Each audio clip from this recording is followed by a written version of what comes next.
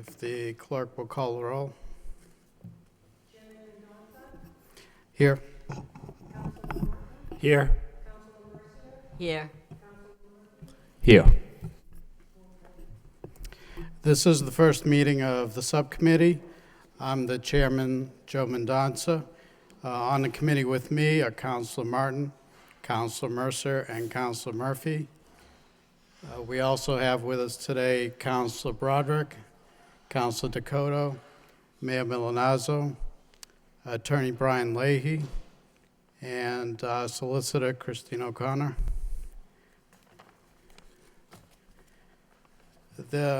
Right now, what we're going to do this evening is get highlights of the report from Attorney Leahy, and then he's willing to answer any questions people may have. I have given the members a list of things from the report that we will later work on at subsequent meeting to come up with solutions to these issues that are listed in the report. So at this time, I'd like to turn it over to Attorney Leahy for any highlights. Sure. Just very briefly, that the first report dated September 16th laid out the issues with some examples. The second report dated September 22nd built on that and gave examples of issues and included remedial action that was taken, proposed remedial action, and recommendations. In the second report also, I just should be clear that there are several things that the clerk's office does very well, and it's noted in the report in terms of day-to-day operations with death, birth, marriage, certificates, doing business certificates, dog certificates, and performing ceremonies, as well as handling the legislative acts that come before you in terms of motions, and then forwarding after the council meeting, forwarding those motions to other departments and getting that information. The problems deal with non-day-to-day activities that are mentioned there in terms of record keeping. There are some minor problems that I put in, or there are some minor problems in terms of doing business, databases that may be computerization and stuff. However, a lot of it can be addressed by the new clerk, whoever that is, in terms of management and supervision. I think the three big things right now involve the open meeting law, the state ethics law, and the records that are deteriorating. The open meeting law, I think that's the quickest of the three fixes, I think, in terms of, because all you have to do is identify who the public bodies are, the members on that, and then give them the information, the three items that they need between the open meeting laws themselves, the CMRs, and the AG's guide. They have to read and confirm those. My guess is you probably have less than 200 people that applies to, that should be fairly, that may be accomplished within a few weeks to maybe a month or two. The ethics component is trickier because you're dealing with literally both city side and school departments, so you're talking about thousands of people. You'd need to check the database to find out what that is currently on the system, but because between the CMRs that the guidelines that the State Ethics Commission came up with, there's to be annual lists, and you need to take the test every 2 years, so there's going to be a lot of work involved with that. I think that one is going to take 6+ months, probably longer, and then the last big one is those records where you need to get an expert in here to find out what can be done as to save them, and also a determination as to, are those records required to be maintained by law versus do you just have to maintain them so that the information can be saved, and then if they get lost, they get lost, but then the information that's contained in them is preserved. There are logistics that go involved with that, and for all three of them in terms of resources that you're going to utilize, because the way the office is currently set up with 6 persons, that's on when everyone's working. If someone's sick or on vacation, that drops the numbers down. At least every day you're down 2.5 hours of staff because of the lunch breaks with the 4 head clerks from 12 to 2. 2 sets of 2 go out. They also have 30-minute breaks before lunch and 30 minutes after lunch. So you lose that time of those people are there. And then, if you're not going to either change the hours, hire new staff, or try and be creative in setting aside time for the staff to do it, it's going to be tricky because it's a high-volume office where people are constantly coming in or calling on the phone looking for, they go to the clerk's office as their first source of where do I go for X. And so you have, dealing with customers on that basis, and then the walk-ins, and then if someone has a wedding, that's a 20-minute ceremony. So it's very hard to budget the time necessary to do it during the day with the current staff based on those factors. But I think those are the three things that can be addressed without having a new clerk in place, or at least you can start to address those. But that's it in a very, nutshell version.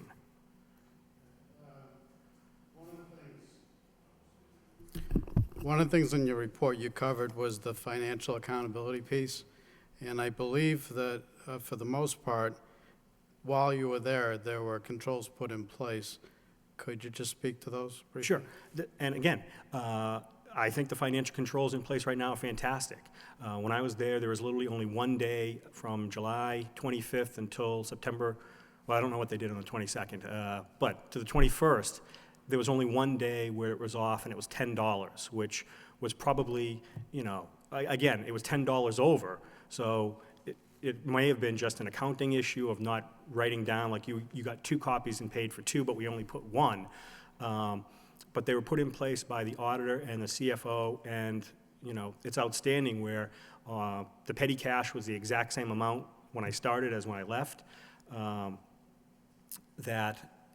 the end of the day, people were counting the money, so you'd have 2 people count it, so you knew how much you had on hand. It was reconciled in the morning. Originally, it was being done twice a day, reconciling it, but that proved to be difficult because the treasurer's office wanted it before 3 o'clock so they could close out their day. However, as this was a new process, and between vacation, people being out, and being on lunch from 12 to 2, working on it between 2 to 3 became tough.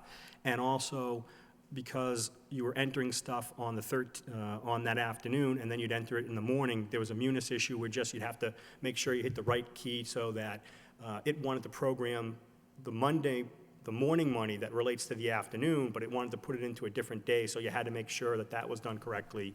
And as the numbers were so good, spoke to the auditor, explained, the issues involved with doing reconciliations twice a day, and agreed to do it once a day. And once it went to once a day, again, there were no problems, which, considering there isn't a cash register or any type of computerization, I thought it was a remarkable feat, and the office was very proud of that accomplishment. I thought the financials were excellent in what I saw.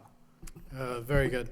And so what's left in that area is, like you said, if there were some way of having a cash register or some way to computerize certified copies that are given out so that it would be easy to keep track of? Right. That's one of the things that the auditor thought would be a good idea, was to figure out, okay, we can keep track now of the monies that come in on the receipts. However, that's still dependent on writing down the accurate information. And maybe another way is, can we track the numbers of certified copies that come off from the printer, because all that is on the computer system.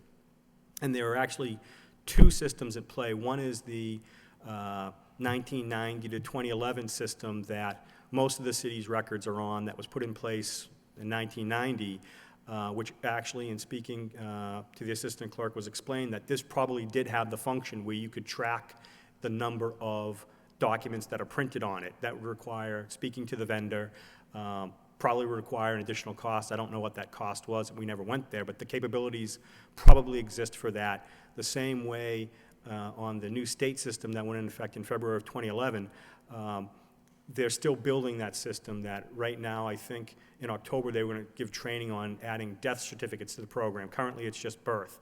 So they're rolling out a death capacity into the records. And I believe the goal at some point, in speaking to some of the other clerks around the Commonwealth, that eventually that will have the capacity to track it as well. However, the one thing that would need to be addressed is, and again, I don't know if it's feasible, but you want to check it, because when you come in for a certification, they print it up, or if you're doing it for the very first time, it inputs it. They print it out, they show it to you to make sure it has the correct spelling of your name, your correct date of birth, and sometimes, the wrong information is inputted, so then they create a new document. So my only concern was if you are going to do that counting, you want to make sure that you track, stuff like that, and you don't want it to become a burden where it took 2 times to do 2 or 3 in a row, and that somehow sets everything else off. But the capability is there, and it's something you can look into. I just think you want to do it in a way that doesn't overburden the system. The 2 laws, the open meeting law, for instance, I know that when we implemented the new open meeting law about a year ago, July, that we received some materials, and I know the clerk had to change how he did things, posting things outside. So when I saw this about the open meeting law, I was kind of surprised because I had seen things happen. So, but there are things within the open meeting law that are currently not being abided by, or? Yes. The 2 big ones are, one is the notice. I think it's 30A20 that talks about you need to put in date, place, time, but also an agenda. And sometimes on the council meetings, they just say council meeting will be this date, it gets posted, and the agenda comes later. Technically, the agenda is part of the notice now of the list of topics to be discussed. The second one, also in 33A20, is the minutes, the new requirements of, it used to be, the old law was, you didn't keep records of discussions, you only did votes. However, the new law, they want summaries of the discussions. It doesn't have to be verbatim, but you need to put the summaries of the discussions. You need to list all decisions, all votes, all actions, and the third part was every document that is either discussed at the meeting or provided to the counselors or used as a slideshow exhibit needs to be part of the official record and needs to be maintained and listed as a record on there. I'm going to come back to that when we get to records, but on the ethics law, it's a similar situation. I know when I joined the council, I had to go and do the online training, and they gave me a sort of a test, a little exam. They printed out a report that I passed it, and I had handed that in to the clerk. So I thought that was done. So what else do we need to abide by the ethics law? On the ethics, that's right. HR, my understanding from talking to people was, all right, you're a new hire, you get the stuff from HR. They give you the packet, you give a little, thing to the clerk's office. Then you take the test and you give the form that says you passed to the clerk's office. That stuff was going into a box, and it wasn't being filed. I know MIS created a database for the state ethics. I actually didn't get a chance to, because I didn't have access to Munis, so I didn't get a chance to look into that. I'm told it's there. Originally, because the records say you need to keep track between the law, the CMRs, and some regs that the state ethics or guidelines the state ethics put out. You need to keep annual lists of who received the summaries of the state ethics laws. And technically, you're supposed to receive a copy of the state ethics law every year. You're also supposed to take the test every 2 years.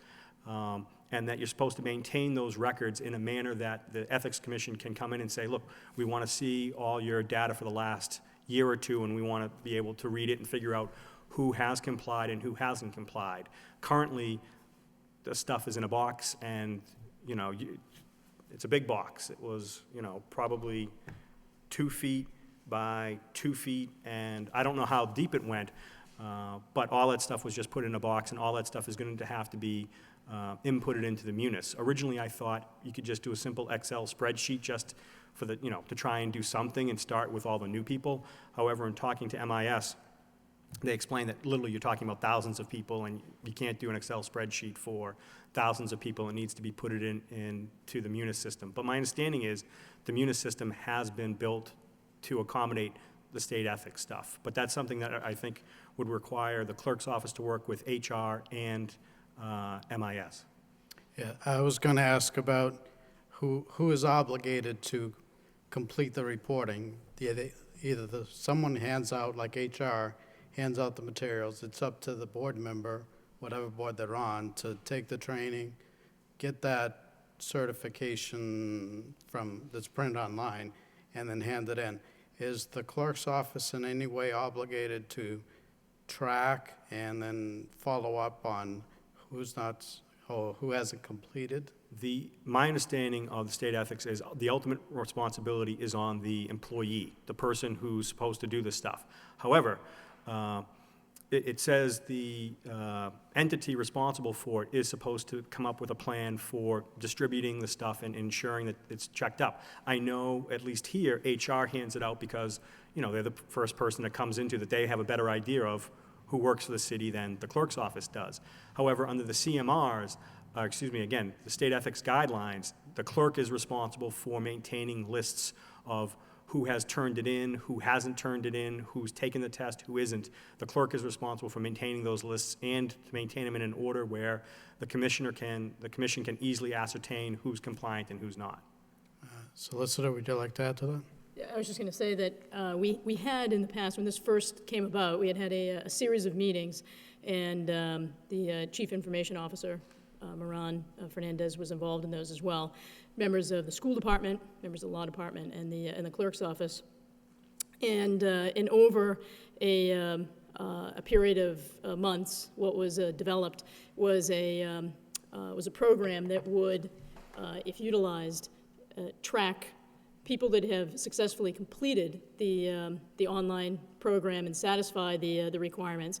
And then also, because the numbers were so huge, MIS spent a lot of time coming up with a program and a worksheet that would make it easier for the clerk's office to be able to then notify people when they come out of compliance and notify them and then give them a certain amount of time to fall back into compliance.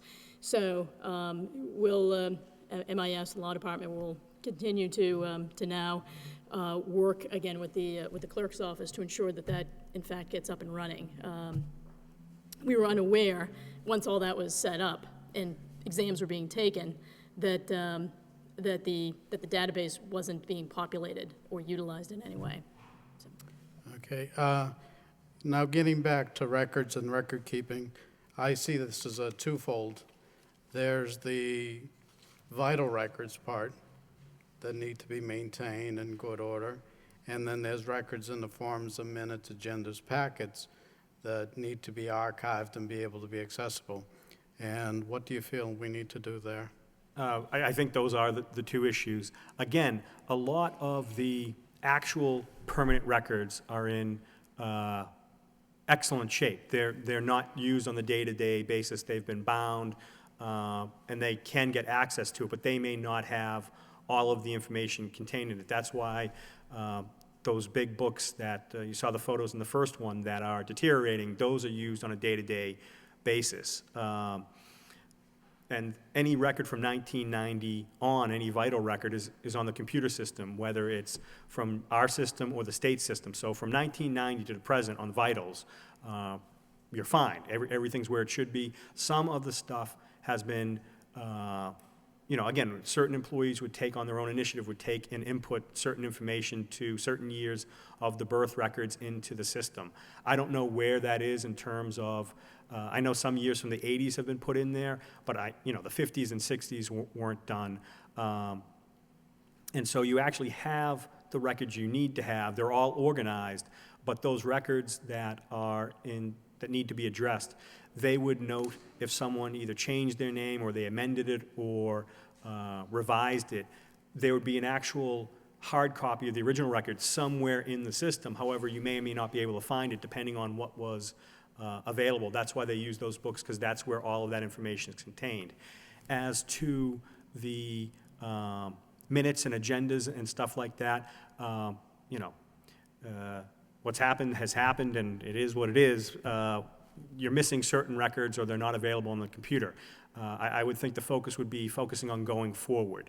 I didn't even know about the requirements under the open meeting law until I read that in relation to a question that came up on posting notices, where the requirements for listing summaries of discussions and stuff like that. I think you look at it as going forward, you do the best you can.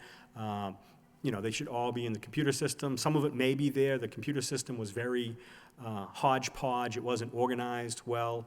I know that started to be worked on before I left in terms of, all right, let's try and organize this a little better. Let's put the files in where they should be. I think going forward, you're going to have an easier time to make sure that, look, the city council minutes are always here because you have weekly or bi-weekly meetings where you approve the minutes from the last meeting. From what I can tell, subcommittee meetings that aren't as regular, they don't ask to accept the meetings from the last subcommittee, so I think they can kind of get lost in the shuffle on that, and you had some, but you don't have all of them. I think it just requires, whenever there's a subcommittee meeting, that much like the first thing on a council agenda is the acceptance of the previous minutes, you should be doing that for the subcommittee meeting minutes, and then just making sure that they're saved in, I know the clerk's office has 2 files. One is city council, where it has the minutes, and then subcommittee, and then the various subcommittees are listed under that, and just making sure that the minutes are timely prepared and approved by the applicable subcommittee. Yeah, it sounds like going forward, we'll probably have the subcommittee minutes as an approval item on the agenda. That way we'll be sure to get it.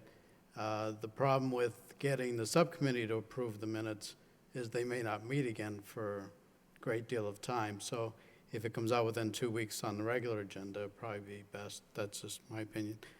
The other aspect of that is, oh, yes. Is that adequate, though?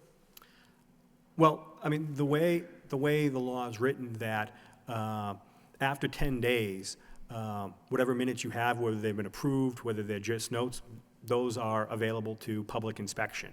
However, I find that at a certain point, if I've only taken notes between my chicken scratch and shorthand, they may become, they're not as helpful as they could be.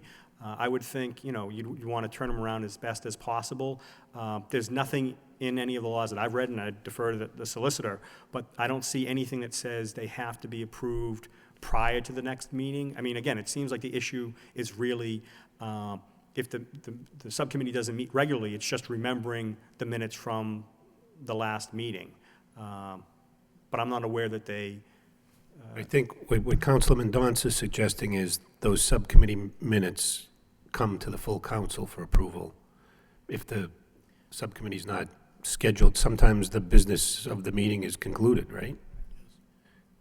So, Do you want to go ahead? Well, the only thing I was going to say, if I could, Mr. Chairman, is that on the school department side, as former Mayor Martin and Mercier know, that we actually do, as a school committee of the whole, vote each subcommittee set of minutes at the next regularly scheduled school committee. We don't wait for a subcommittee meeting. We bring the minutes forward and they get voted at the school committee. I think that's the best procedure when it comes to that. The other thing, too, on the agenda, and I don't know what actually specifically Attorney Leahy was referring to in terms of the agenda not satisfying the open meeting law, but one of the changes that we had recommended to the clerk's office that had been implemented, and it doesn't appear today, is an actual listing of the anticipated subcommittee meetings, and that was actually implemented for a while, and again, under the open meeting law, it's anything that could be anticipated, and so the minutes would also be appropriate for that as well. Okay. Yeah, Attorney Leahy? On the agenda, no. The agenda, what the council did is appropriate. What I was talking about is prior to the agenda being distributed, a couple days before, there would be notice of the city council meeting with the city council seal and just saying the next regular meeting of the city council will be, October 18th. And that was posted several days before the agenda was posted. That's what I was talking about in terms of, under the new rules, that's not compliant because it doesn't list any topics of discussion. Okay. Under the record keeping, the other thing that concerned me, which is not computerization per se, was how to preserve some of our records. I think you've mentioned it already, but if you could just... Right. Some of the things that, a reporter asked a question as to when a subcommittee meeting was held. And so I originally went to the computer records figuring there'd be a copy of the notice. And what was happening was all the notices were being overwritten so that there wasn't a copy of, if you were doing a subcommittee for public finance, finance committee, that would be posted. A hard copy would be saved, and they're put in a big box, and they go chronologically. However, because there's so many notices between May 2010 of this year, May 2010 and September of this year, literally you're talking about 8 inches full of stuff, and that's very hard to go through. A copy wasn't being saved electronically. So now, and again, that goes back to the office didn't have the ability to PDF, which I was surprised by.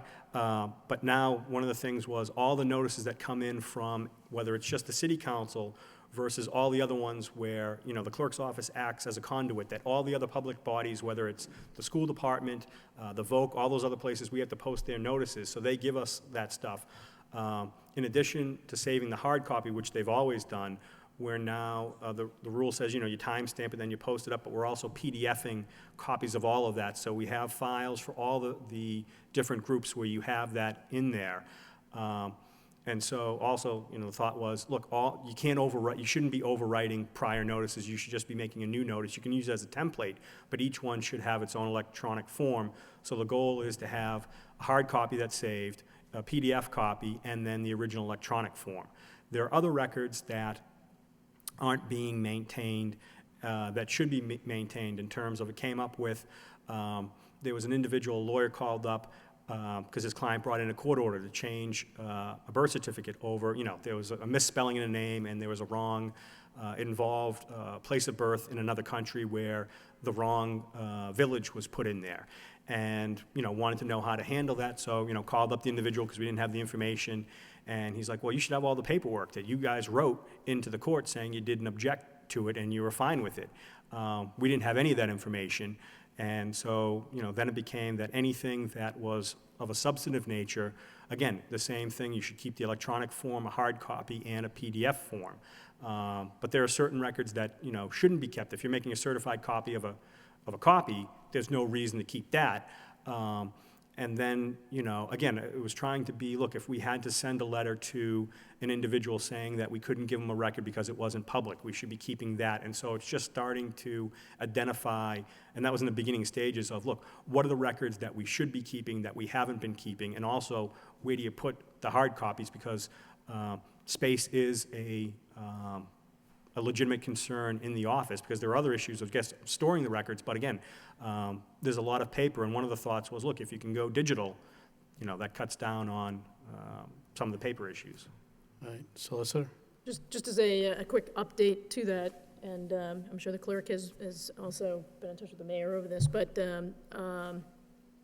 Eric Slagle has begun the process of beginning to shred those documents that have been appropriately identified for destruction, and consulted with the state manual as to which ones fall into that. And so that he's been taking the recommendations from Attorney Leahy and beginning to implement.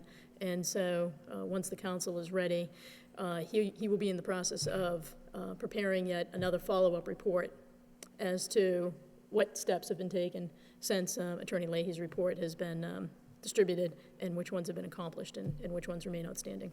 Yeah, we certainly need to preserve records like the minutes and agendas, not reuse the document that's electronic and then lose the original. But actually, my question was for the hardcover physical books. You reported that many are deteriorating. Right. How serious is that? And well, luckily, it all comes down to there are hard copies of both vital records and the permanent records of the minutes and the agendas.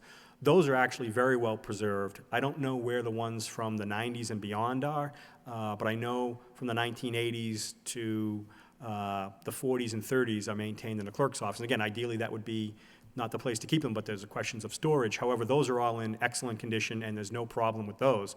The problem is actually for the birth records and all the old historical vital records. The older the record is, the better condition they're actually in because they're not used.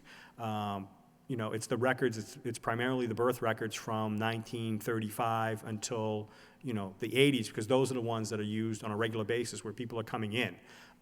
Those are the records that are deteriorating. I know there are other ones that involve death certificates, but some of them are death certificates from, you know, the 70s and 80s, and I don't know how, obviously you need to keep those, but I don't know how critical they are, because those death logs, we have other copies of those records as well. I know, and again, I don't know the exact, I remember there was between 20 and 30 books that I thought were in critical condition. I know maybe 12 of them were birth logs. The other ones, I'm not sure. I know some of them were death, some of them were probably marriage, but I don't know exactly which books those are. But they're in, you know, I mean, some of them you can't repair because they're already, you know, there are pages missing and pages have deteriorated. There are other ones that have frayed edges, and so maybe a little bit of the information is gone. But the ones that are in poor condition are in poor condition. Okay, and I'm almost done, and I'll open it up to the other members. You also recommended that both the clerk and the assistant clerk have memberships in associations. Could you speak to that? Sure. That all came up after the whole fish hunt and game thing, when I wanted to find out what other municipalities were doing in handling the state system. And from talking to the neighboring ones, they all were saying, look, you know, there's a wealth of resources that are out there, you know, because then I explained, you know, they asked, you know, they had read, some of them had read the papers and were inquisitive, and, you know, speaking to other clerks, they all thought if Lowell was a member and an active participant, I know there's one in Middlesex County, and there's one specifically for city clerks, that, you know, they would have had the knowledge, they would have had the stuff on, well, I mean, they also had the stuff on the ethics and the open meeting law, you know, at least a year before it went into effect, but in theory, it could have helped the same way that they have, you know, you can call up someone, there are all these great resources that are available, whether, you know, again, it's the same way a lawyer can be involved in a professional association, there are trade associations. They're a great resource that I know in talking to some of the older clerks, they remember and thought very highly of Clerk Busby, because they remember him from attending the meetings and doing that back, you know, in the 80s and earlier. But they really thought that it was a great resource that should be availed upon the clerk in Lowell, and after going and reading the stuff, what they do, I also thought it was an excellent source. If nothing else, it tells you what other municipalities are dealing with. It gives you updates as to new changes in the laws and the practical questions that they're dealing with. All right, thank you. I'll open it up if there's any other member of Just have, Council Mercer. I'm very concerned about this particular issue because we've talked about it so many times before, long before you were here, but the fact remains that we like to cross-train in not just the clerk's office, but in all the departments at City Hall. There's nothing that infuriates me more than to hear a story, and I did read it in the report, that someone would come in, and because that person was unavailable, whether they went out for lunch or they're on vacation, that the person has to be inconvenienced again to come back. That's not acceptable. That's why I'm very concerned about that aspect being done as soon as possible in the clerk's office. I know that it should be done all over, but we're responsible for the clerk's office, and I don't know where we are with that, but I don't want to ever hear that someone had to come back. It's tough enough to come here once without coming here again because someone isn't available to process the work that needs to be done. So I don't know where we are with that, and I'd like to. I don't know. I do know, again, that's one of the things that I wanted to address, that's why I wanted to have the databases and, you know, the cheat sheets where if someone wasn't in, that, you know, someone could look it up and start to do it. And again, what I wanted to do was focus on the state system because that's where more and more things are going to be implemented on how you input birth information, how you change that. And unfortunately, I wasn't able to do that. You know, I don't know what the status of it is now, but I would recommend, I agree with you, I think they should be cross-trained.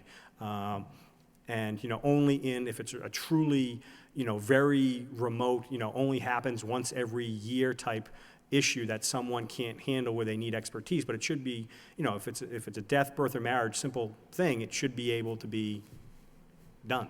And I don't want to belittle the office. I know everyone in that office, and they work very diligently on a day-to-day basis. It's a very, very busy office, so to say anything less than they're doing their job is wrong, because they work very, very hard. And I've been there many times and seen this firsthand.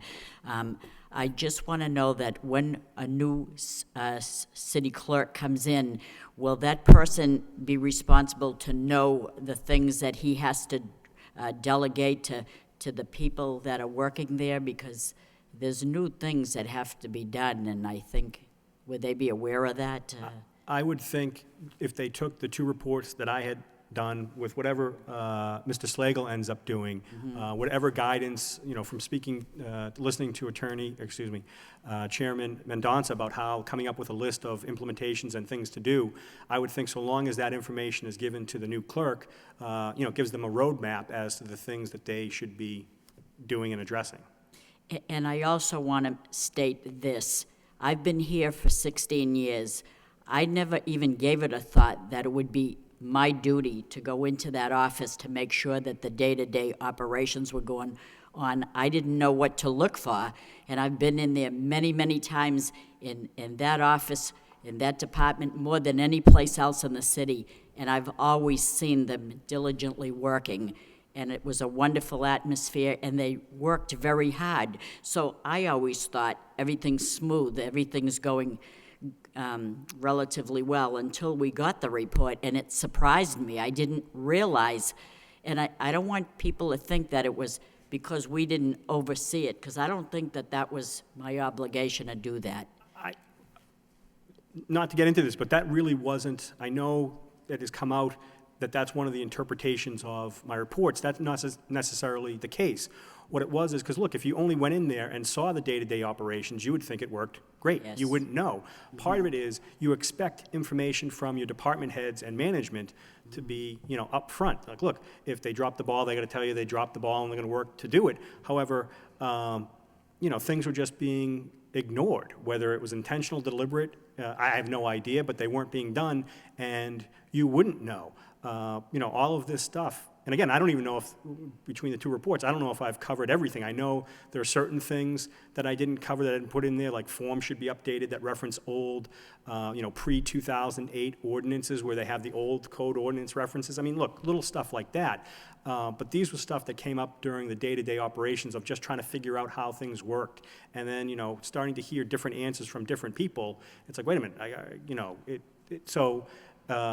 it wasn't in that tone. It was just, look, these are the issues that have come up. I do know that, and again, I don't know about the books. I was told that the issues of the books and their deterioration was brought up before previous councils and city managers. I don't know whether that actually happened or not. I went looking for documentation to support that, look, there was a request for funding for books or anything. I couldn't find anything like that. I don't know whether or not that was done. I just make a note that, look, that's what I was told.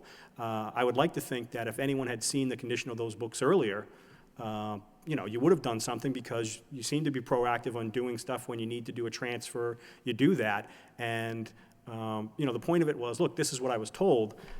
I personally didn't think it was brought to your attention, because I think you would have done something, but somehow that got, there was an interpretation there that wasn't necessarily what I had written. And lastly, I want to say, I hope this is all, because it sure is quite lengthy, and you did a tremendous job. I want you to know that. I'm very proud of all the stuff that you've uncovered, because we didn't know that. So you diligently worked there and did a tremendous job, and I want to publicly commend you for a job well done. I'm sorry that you're not still there. I also lastly want to say that I honestly believe we need a cash register in that department, and I'd like to be willing to make a motion that somehow, I don't know if they have to go out to 3 bids I don't know how much a cash register costs, but we honestly do need one, and I'd like to make a motion that it happens, that we do appropriate money from somewhere. I don't know if you have a line item in that budget to appropriate office equipment, but you actually do need one. And I'd like to make that motion. Okay. I mean, that's something they could probably do either out of their budget, or later on, I was hoping to have a meeting with the manager and the auditor to figure out what resources they can apply to solve some of these problems. But if Councilor Mercier wants to make a motion that there be the ways and means of getting a cash register into that office, is there a second?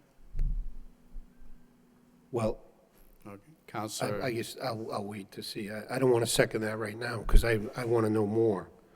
Well, I've Is heard that that right? I've heard that many times in the past, that they did need one, and now it's quite evident they do, so I don't know how long you want to wait for Well, something that should be there to take place. To me, of all the problems that need to be addressed, that seems to be the one that has been addressed.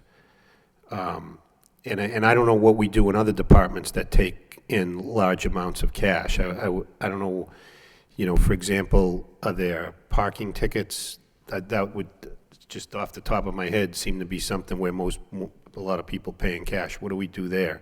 Do we have a cash register there? Or, I don't know enough about it, and I don't know how we'd pay for it. I don't know what it costs. I guess we just put it in bags, right?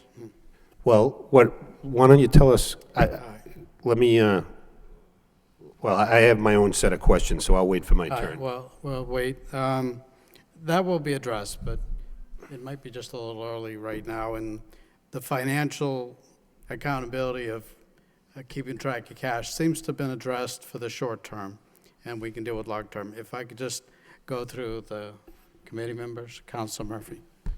Thank you, Mr. Chair. It was mentioned in the report on that particular issue that we might look at also not even having any kind of transactions in that department and actually going through the treasurer's office.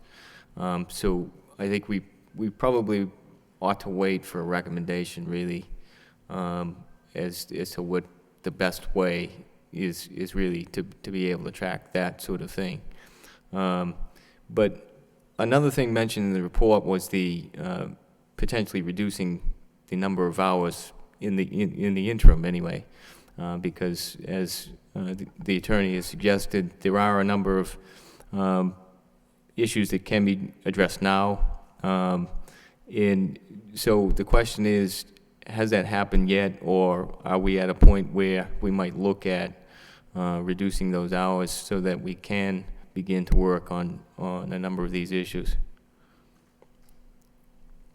If you, I can. Either one. I don't know what they're doing. Right, I don't believe it has Okay. changed yet. I think we're going to get a recommendation from Attorney Slagle regarding that, because there was a recommendation that we go from 8:30 to 4:30 and give the staff time to do work and not be servicing customers for a certain point during the day. So what I can do, in fact, in response to Councilor Mercier's motion, is ask the acting city clerk to do a survey of what other clerks in other communities do, if they have a cash register, or if they have a point of sale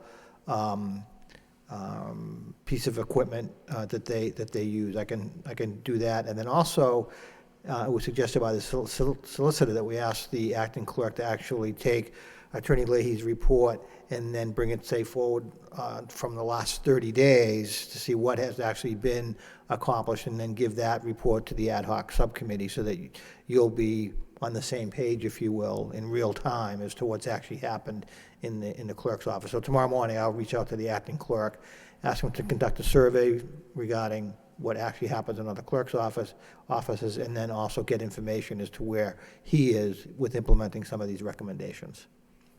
I'll do that. The other issue that was touched upon was, the need for resources to be able to carry out some of these longer-term items, digitalization, potentially professional development, dues for the associations. And so if we could, for probably the next meeting, or at least the one after that we have some idea of what we need to do as far as allocating those resources. But And if I could just say one thing, that once the new clerk comes in, I would highly recommend, getting interns in to help with digitizing or doing some of the record maintenance. I know MIS uses interns from UMass Lowell, and they've digitized a whole bunch of stuff. I know the Registrar of Deeds, Richard Howe, has used both high school and college interns, and I believe he digitized, I can't remember if it was 2 million or 4 million, but either 2 million documents or 4 million documents, and literally every document that the Registry of Deeds has going back to like 1630 has been digitized. So I think if you can use interns, once you have a new clerk in, I think that's a resource that you can tap into, that it's good for the intern, for the experience they get, and it's good for the city in terms of preserving records in a cost-efficient manner. Thank you. Councilor Martin? Thank you, and I want to also thank Mr. Leahy for your work and the reports, because I think they do show a level of commitment to the task, and I think it gives us a roadmap to get from where we are to where we need to be. So I think we all appreciate your efforts, but I wanted to say so personally. I guess the only real comment I had is actually to your last point about digital records as opposed to hard copy records. It was, and I don't object, I guess, for the time being, that we're keeping, maybe a soft copy, for lack of a better term, on the computer, a hard copy in print, and then a scanned PDF copy. But that strikes me as perhaps a level of redundancy that we don't need, and that's going to overwhelm our storage capacity, especially with the hard copy. And you speak to the success that the Register of Deeds has had.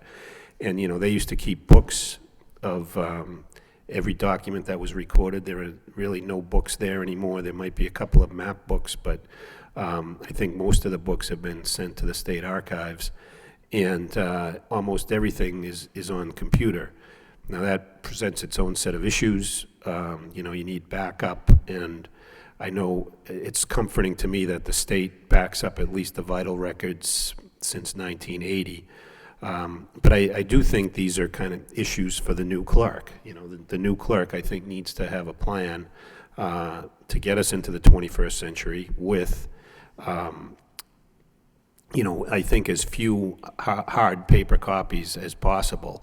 And I don't expect anyone to have an answer to this, but I'm curious to know whether there are legal requirements, state law or otherwise, that require paper records, or if we're going to be in compliance simply by having computer-stored records going forward.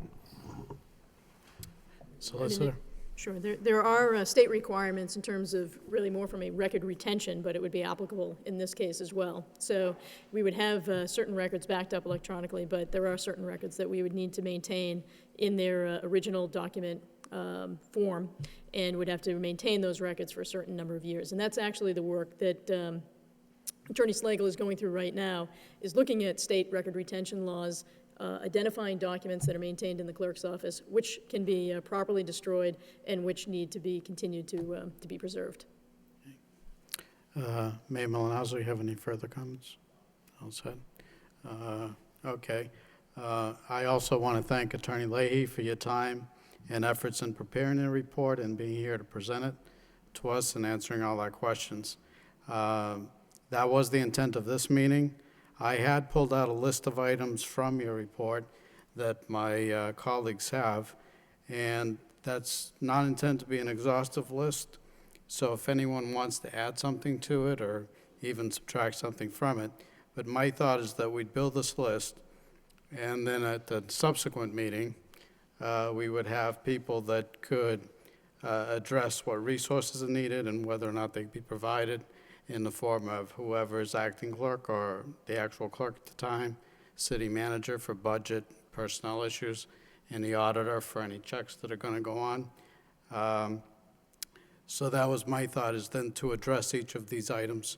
There may be some redundancy in the list because I just followed the report in making the list. If anyone wants to suggest anything to add to the list, we could certainly do that going forward as well. It doesn't have to be set today. But that's what my thought on the process we would take going forward, is work on addressing each of these issues. at subsequent meetings. Any of my colleagues? I just want to know, is there a way that when whoever is in there now, Eric Slagle, if Attorney Slagle would let us know if something was completed or how far he's been with the next Sure. step? We can send that to him tomorrow morning. Sure. If I can get a copy, yeah. I mean, in addition to coming up with a plan for addressing these, we would also from it derive a checklist so that we could have monthly updates or quarterly updates on the progress in addressing these things. Okay. And we'll probably have an opportunity for the clerk or whoever is going to address specific items to give us timelines so that we would understand how long it would take for each one of these items. I'll also get an update on the cross-training issue that was brought up earlier. Okay, very good. Anything else under next steps? Anyone want to suggest anything? Or because beyond that, I'm just going to try to tentatively schedule the next meeting. Okay, and where are we with do we have like 100 applications for the, I checked with the HR department today, Council Mercy. We do have 100 resumes, and they're going through them now, just looking at eliminating those that don't actually meet the minimum qualifications. The posting closes Friday, as you know. Yes, So I'm this going to meet Friday. with the HR people next week, and what we're going to do is come up with a strategy, working with the council as to what the next step will be. It could be that we may have 60 qualified applicants, and we'll make copies for all of the councilors. You'll go through them, and maybe as we meet as a committee of the whole, you may bring your top 2 or 3 to that meeting, and we may end up having a couple of dozen that we actually do want to interview. do we know when we're going to start the interview process? I would say probably the first week in November would be my guess. And my understanding is the hiring process will be handled by the committee as a whole. Correct. Not the subcommittee. Correct. That's correct. All right. I'd like to acknowledge that while we were meeting, Councilor Caulfield arrived, Manager Lynch, and Auditor Wright. My plan would be to have the next meeting a week from Thursday, so that our acting clerk could attend as well.